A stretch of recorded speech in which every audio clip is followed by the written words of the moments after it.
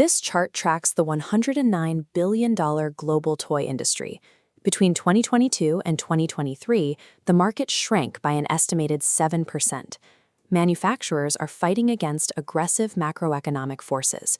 Consumer spending is tightly squeezed, and global birth rates continue to fall. But the ultimate pressure comes from the total dominance of digital entertainment.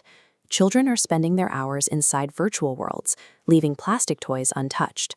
Yet look at this line cutting against the trend. Over a 6-year period, LEGO's revenue climbed 104%, reaching nearly $10 billion. LEGO's rise required a total restructuring of how they designed, manufactured, and sold their core product. Go back to the late 1990s. Nintendo and PlayStation home consoles were capturing children's attention, and LEGO panicked. To compete, executives tried to build a massive lifestyle brand. They rapidly rolled out clothing lines, theme parks, and watches. This fractured their supply chain. They were soon manufacturing over 12,000 highly specialized, unique plastic pieces that only worked with specific sets. By 2003, the cost of that complexity caught up with them. The company was bleeding $1 million every single day. By trying to be everything to everyone and abandoning the simple brick, the world's largest toy maker pushed itself to the absolute edge of bankruptcy.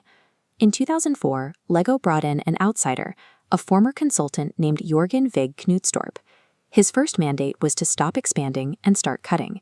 He immediately cut the bloated parts catalog by nearly 50%, selling off the theme parks and standardizing the materials. This forced the designers to return to what the company calls the system of play.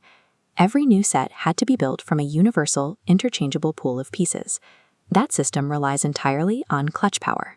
This is the exact physical tolerance, engineered down to fractions of a millimeter, that guarantees a brick made today will lock tightly onto a brick from 1958. Fixing the supply chain and protecting the mechanics of the brick stopped the financial bleeding. Now, they needed to find a completely new type of customer to drive growth. Market research revealed a massive shift in behavior.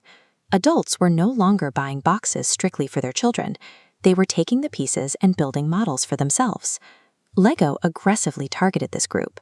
They launched an entire 18+ range, intricate architectural landmarks, highly complex hypercars, and botanical sets, specifically marketed as tools for stress relief and mindfulness. Look at this demographic breakdown.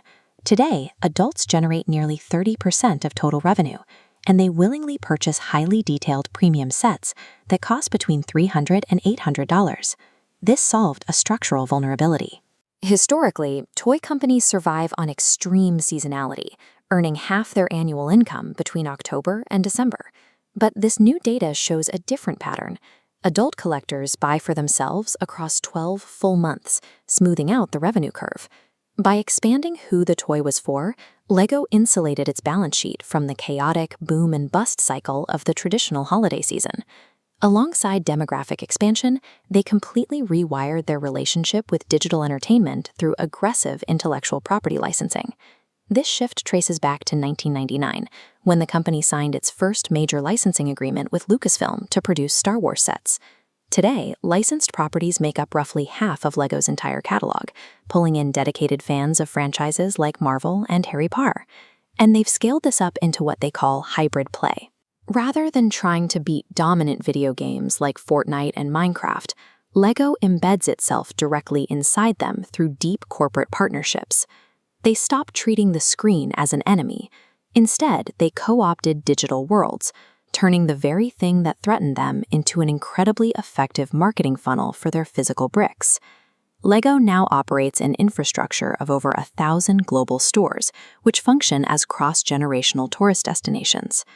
To keep this massive, adult-heavy consumer base loyal, current CEO Niels B. Christiansen has dramatically shifted the company's ethics, increasing sustainability investments by 68% in a single year. The operational target is severe: phase out all fossil fuel-based plastics by 2032. The engineering challenge is maintaining that exact clutch power tolerance using entirely renewable materials. In an era dominated by hyper-realistic video games and endless streams of digital content, the most consistently profitable toy on Earth is a static 60-year-old plastic block.